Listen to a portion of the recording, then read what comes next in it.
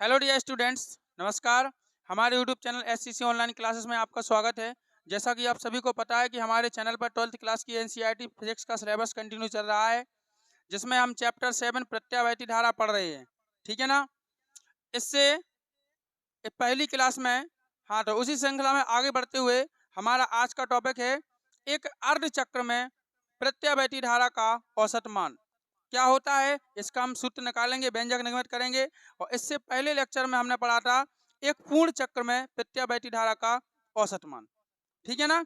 तो यदि वो वीडियो भी काफ़ी इंपॉर्टेंट है, जब वो देखोगे तभी आपको ये भी समझ में आएगा, क्योंकि उसी जैसा है, थोड़ा अंतर है ना।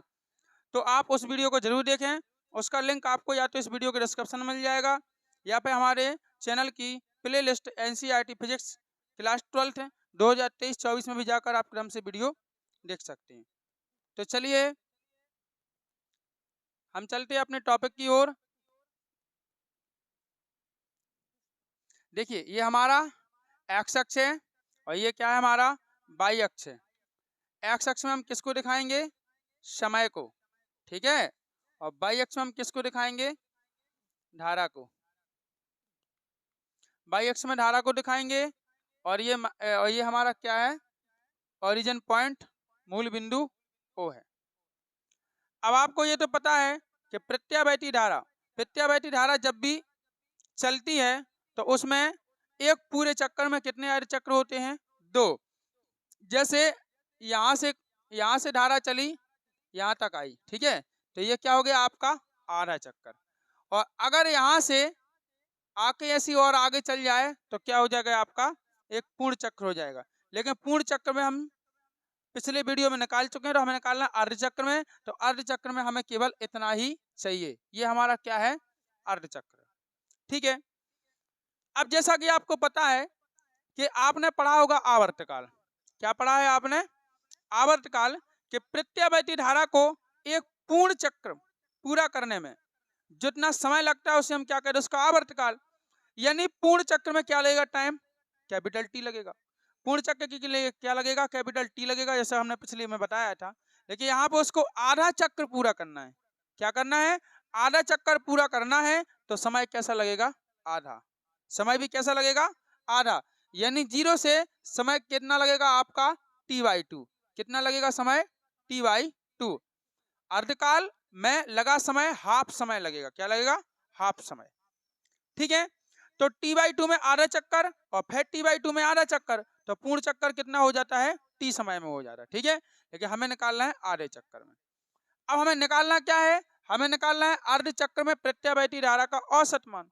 तो इससे पहले हम क्या करेंगे कि सबसे पहले ये देखेंगे कि प्रत्यावर्ती धारा को एक पूर्ण प्रत्यावर्ती धारा जो होती है उसका समीकरण क्या होता है? ठीक है ना। तो हमें यहाँ पे लिखेंगे कि किसी समय वो प्रत्यावर्ती धारा किसी क्षण प्रत्यावर्ती धारा के समीकरण को निम्न सूत्र द्वारा लिखा जाता है। अब किस सूत्र द्वारा लिखा जाता है वो हमने आपको निगमित भी करा दिया था, कल कराया था ना। हम थोड़ा इसको घटा लें, इतना ले रहे हैं ना। तो किसी क्षण प्रत्यावर्ती धारा के समीकरण को प्रत्यावर्ती धारा को निम्न समीकरण द्वारा लिखा जाता है। I बराबर I0 sin ओमेगा टी। समीकरण नंबर कितना हो जाएगा? 8। अब हम यहां लिखेंगे अब अर्ध चक्र में प्रत्यावर्ती धारा का औसत मान। क्या लिखेंगे? अब अर्ध चक्र में प्रत्यावर्ती धारा का औसत मान। तो औसत मान के लिए क्या लिखेंगे हम? I average. क्या लिखेंगे?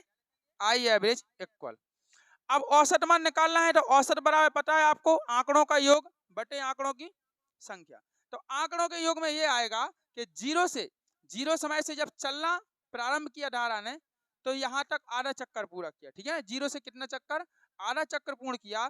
तो आधा चक्र, ठीक है, तो आधा चक्र में उसका मान, धारा का जो मान है वो कितना होगा? आधे चक्र में धारा का औसत मान कितना होगा वो आपको लिखना पड़ेगा। तो आधे चक्र में बहने वाली कुल धारा, यानी अर्ध चक्र में बहने वाली कुल प्रत्यावर्ती धारा कितनी है? तो हमने आपको पहले ही बताया था कि यदि कुल धारा का मान निकालना तो क्या किया जाता है? समाकलन।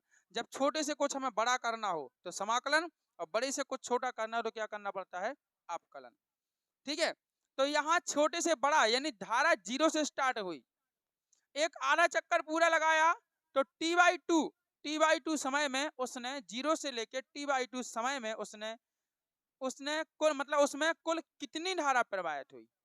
ठीक है, 0 से t/2 समय में अर्ध चक्र में कुल कितनी धारा प्रवाहित हुई, उसी को आपको लिखना है। तो क्या करेंगे हम यहाँ पे इंट्रीकेशन का यूज करेंगे और आपका होगा 0 से t/2 हो जाएगा।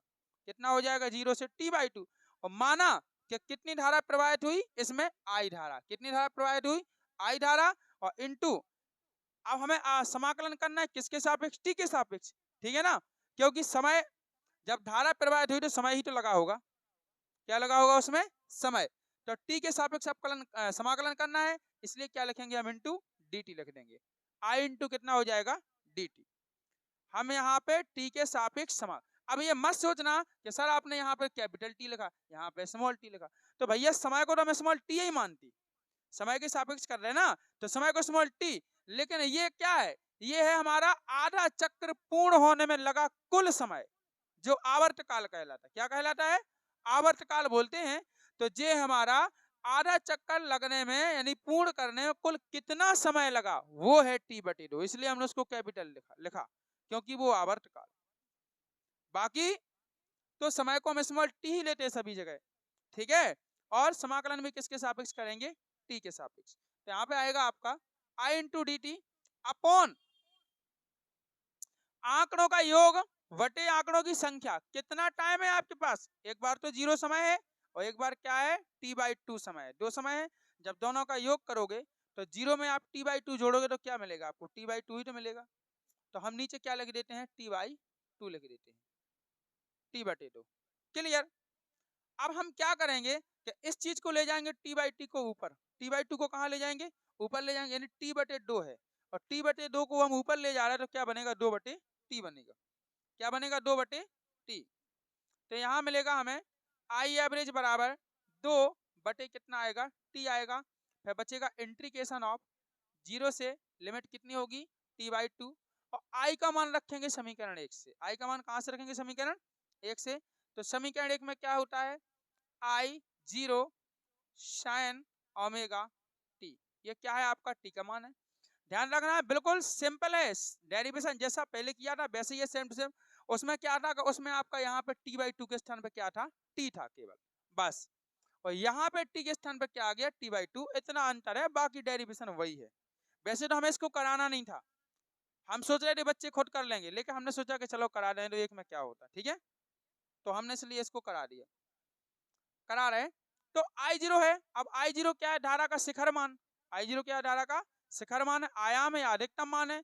तो ये क्या होगा, समाकलन से बाहर निकलेगा, तो हमारा क्या मिलेगा यहाँ पे, आई एवरेज बराबर। तो देखो ना, I0 बाहर निकल रहा है तो 2 के साथ गुणा होगा, तो कितना बन जाएगा आपका, 2I0 अपॉन क्या आएगा, 2 और टी आएगा, और इंट्रीकेशन ऑफ 0 से कहाँ तक आएगा, t/2 तक लिमिट आएगी, और क्या बचेगा यहाँ, केवल साइन ओमेगा, क्या बचेगा, टी। ठीक है, इतना तो आ गया, देखो कटर नहीं है। अब इसके हम आगे करेंगे, आई एवरेज बराबर निकालेंगे, आई एवरेज बराबर कितना आएगा, 2/0 अपॉन टी आएगा। हाँ, अब आपको पता होना चाहिए कि साइन थीटा का जो समाकलन होता है वो क्या होता है, माइनस का कॉस थीटा होता है। पिछले क्वेश्चन में बताया था क्या होता है, माइनस कॉस थीटा। हमने सूत्र भी लिखवा दिया था, वो सूत्र हम यहाँ पे नहीं लिख रहे, ठीक है, आपको समझ जाना है। यहाँ पे थीटा के स्थान पे क्या है, ओमेगा टी, थीटा के स्थान पे क्या है, ओमेगा टी है। सॉरी, यहाँ पे एक चीज भूल रहे हैं हम, हाँ, ये डी टी, ये डी टी पिछले में तो नहीं होगी कहीं गलती, सुबह वाले में है, देखो सुबह वाले में हमने डी टी लिखा है सब जगह, देख लो एक बार, हैं डी टी लिख गए थे, नहीं, आपने आपने सुबह यहाँ का लिखा था ना व्यंजक, उसमें हम डी टी लिखते गए थे, ऐसा नहीं कि हम भूल गए हों ना, कभी कभी ध्यान नहीं रहता है ना। तो चलो यहाँ पे डी टी है, साथ में टी के सापेक्ष कर रहे हैं ना। तो देखिए साइन साइन ओमेगा टी का क्या होगा आपका, माइनस कॉस ओमेगा टी होगा। क्या होगा, माइनस कॉस ओमेगा टी। तो यहाँ पे आएगा माइनस कॉस, थोड़ा ऊपर से लिखने दो इसको, है ना, माइनस कॉस ओमेगा टी। ठीक है। अच्छा एक चीज और है, हमने यही बताया कि जिसके सापेक्ष आप समाकलन कर रहे, उसकी अगर गुणांक में कुछ है तो वो अवकलन में आता है गुणा में, लेकिन समाकलन में कहाँ आता है, भाग में। अब आप टी के सापेक्ष कर रहे, किसके सापेक्ष कर रहे, टी के सापेक्ष। तो आपको पता होना चाहिए कि टी के गुणांक में क्या है आपका, ओमेगा, डब्ल्यू नहीं है ओमेगा। टी के गुणांक ओमेगा है, तो ओमेगा इसके कहाँ आएगा, बटे में आएगा। तो यहाँ पे ओमेगा आएगा। ठीक है। और यहाँ पे क्या करेंगे, जीरो से लिमिट आएगी टी बाई टू। ठीक है। अब देखिएगा यहाँ से तो क्या होगा आपका, आई एवरेज बराबर, अच्छा माइनस को हम बाहर निकालेंगे, माइनस को कहाँ निकालेंगे, बाहर। तो माइनस, और ये आएगा आपका 2i0 अपॉन ओमेगा को भी बाहर निकाल दो, क्योंकि आपको पता है कोई अचर पद समाकलन के अंदर नहीं रहता है। ठीक है ना। तो वैसे समाकलन तो हो गया, फिर भी ओमेगा का हमारा कोई काम नहीं है, हमें लिमिट रखना है। तो ओमेगा को कहाँ निकाल लेंगे, बाहर। तो ओमेगा को बाहर निकालेंगे यहाँ, तो क्या आएगा आपका, ओमेगा टी आएगा। ठीक है। अच्छा अंदर क्या बचा हमारा, केवल क्या बचा, कॉस ओमेगा टी। क्या बचा, कॉस ओमेगा टी बचा, कोष्टक वन, लिमिट आएगा आपका जीरो से कहाँ तक, टी बाई टू तक। ठीक। अब आगे हम क्या करेंगे, आगे देखिएगा, I average equal to minus कितना आएगा, 2i0 ज्यों का त्यों रहेगा, अपॉन ओमेगा टी को अभी ज्यों का त्यों लिख दो। ठीक है। अच्छा अंदर हम क्या करेंगे, आप सीमा रखेंगे, लिमिट रखेंगे। तो एक बार अपर लिमिट रखेंगे और माइनस का चिन्ह बीच में लगाएंगे, और दूसरी बार क्या लिखेंगे, लोअर लिमिट। यानी उच्च सीमा माइनस क्या होता है, निम्न सीमा। उच्च सीमा टी बाई टू है ना, तो एक बार स्मॉल टी के स्थान पर क्या लिखेंगे हम, कैपिटल टी अपॉन टू लिखेंगे, और एक बार स्मॉल टी के स्थान पर क्या लिखेंगे, जीरो। ठीक है, ये आपको ध्यान रखना है। तो चलिए हम लिखते हैं कॉस ओमेगा इंटू कितना हो जाएगा, टी बाई टू, है ना, और माइनस कितना आएगा, कॉस ओमेगा, और इंटू टी का मान क्या आएगा, जीरो। ठीक है। चलिए आगे चलते हैं। तो आई एवरेज बराबर कितना आएगा, माइनस 2i0 अपॉन। अब देखिए यहाँ पे आपको एक चीज ध्यान रखना है कि हमने एक फार्मूला बताया था आपको कि ओमेगा बराबर कितना होता है, 2 पाई अपॉन टी होता है। ओमेगा बराबर 2 पाई अपॉन टी होता है। अगर टी का गुणा हम ओमेगा में कर दें, तो ओमेगा टी बराबर कितना मिलेगा आपको, 2 पाई। ओमेगा टी बराबर क्या मिलेगा, 2 पाई। तो जरूरत के हिसाब से इन मानों को हम रख सकते हैं। ठीक है। तो यहाँ देखो, जैसे जी हमारा कि -2i0 हमने जो करने लिया, बटे क्या है, ओमेगा टी है, बटे में क्या है, ओमेगा टी है। तो यहाँ पे क्या रख सकते हैं, ओमेगा टी के स्थान पर 2 पाई। क्या रख सकते हैं, 2 पाई। तो यहाँ पे रखेंगे हम 2 पाई। ठीक है। अच्छा यहाँ पे देखिए कॉस आपका ज्यों का त्यों रहेगा। अच्छा ओमेगा लिखा, तो ओमेगा बराबर क्या रखेंगे, 2 पाई अपॉन टी। क्या रखेंगे, 2 पाई अपॉन टी। तो कॉस, और जी हो जाएगा 2 पाई अपॉन, अपॉन कितना हो जाएगा, टी हो जाएगा, इनटू, और जे क्या होगा, टी बाई टू। ये तो पहले से था। और माइनस और यहाँ पे कितना आएगा, कॉस ओमेगा का जीरो में गुणा होकर क्या आएगा, जीरो। कॉस जीरो आएगा इस प्रकार से। ठीक है ना, ये आपको ध्यान रखना है। जरूरत के हिसाब से हम मानों को रखते हैं। अब यहाँ क्या होगा भैया, आई एवरेज बराबर माइनस 2i0 अपॉन कितना होगा, 2 पाई होगा, है ना। अब यहाँ पे देखिए कॉस टी से टी क्या हो गया, हाँ